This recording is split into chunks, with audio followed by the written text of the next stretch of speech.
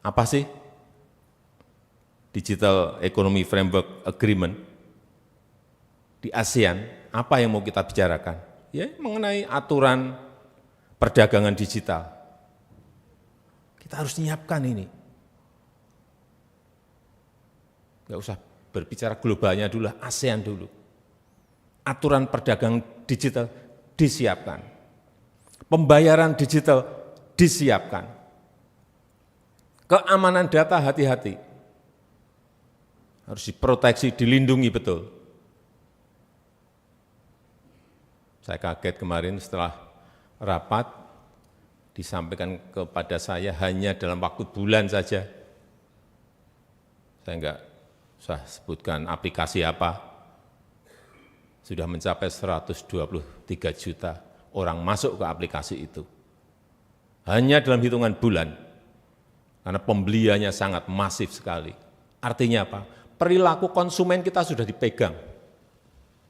Moodnya mau kemana sudah dipegang. Arahnya mau kemana sudah bisa ditebak. Dan kita terlambat. Hal-hal seperti ini yang, jadi sekali lagi, aturan mengenai perdagangan digital, pembayaran digital, keamanan data, dan juga mobilitas talenta digital kita. Ini pindah kemana? Pindah kemana? Karena sekarang kalau Bapak Ibu lihat, digital nomad di Bali, dari seluruh dunia ngumpul di situ. Bagus, kalau kita bisa memanfaatkan mereka. Tapi yang sering dan harus saya ingatkan, karena potensinya tadi 11.250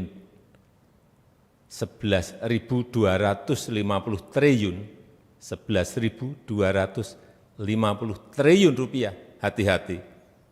Kita tidak boleh hanya menjadi pasar saja. Ada potensi tapi kita hanya jadi pasarnya saja. Oleh sebab itu kita harus jadi pemain. Ini menyiapkan pemain-pemain ini yang memerlukan kerja keras karena waktunya kita dibatasi oleh limit waktu. Teman-teman saya menyampaikan hanya waktunya hanya 2 tahun. Dari tahun kemarin, pertengahan tahun kemarin. Hanya 2 tahun. Bagaimana kita bisa menyiapkan talenta-talenta digital kita. Ini yang bukan barang yang mudah. Dan kita tidak boleh hanya menjadi konsumen saja. Tadi 123 juta tadi konsumen. Kita hanya jadi konsumen. Dan 90%, hati-hati, barangnya barang impor. Lebih bahaya lagi. Bukan produk kita sendiri. Kalau produk kita sendiri kita taruh di e-commerce, masih bagus, tapi 90% barang impor. Karena harganya sangat murah. Bahkan baju, kemarin ada yang dijual berapa? 5.000. 5.000, artinya di situ ada predatory pricing. Sudah mulai bakar uang, yang penting menguasai data, menguasai perilaku. Ini semua kita harus mengerti mengenai ini. Sekali lagi, jangan hanya menjadi konsumen, tetapi kita harus jadi produsen.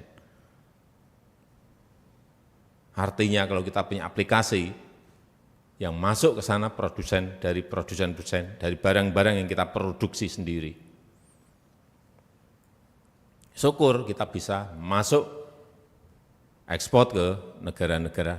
Nggak usah jauh-jauh, di ASEAN dulu kita kuasai. Jangan sampai kita lena dalam hitungan bulan, nggak mau saya terkena penjajahan era modern. Jangan mau kita terkena juga kolonialisme di era modern ini. Kita nggak sadar. tahu-tahu kita sudah dijajah secara ekonomi. Mungkin awal-awal harganya masih 5.000. Begitu semua sudah masuk, beli ini, sudah ketagihan, baru dinaikkan. 500 juta mau apa? Udah, nggak bisa apa-apa kita. Karena sudah ketergantungan di situ. Oleh sebab itu kita harus lindungi betul kedaulatan digital kita. Harus dilindungi betul.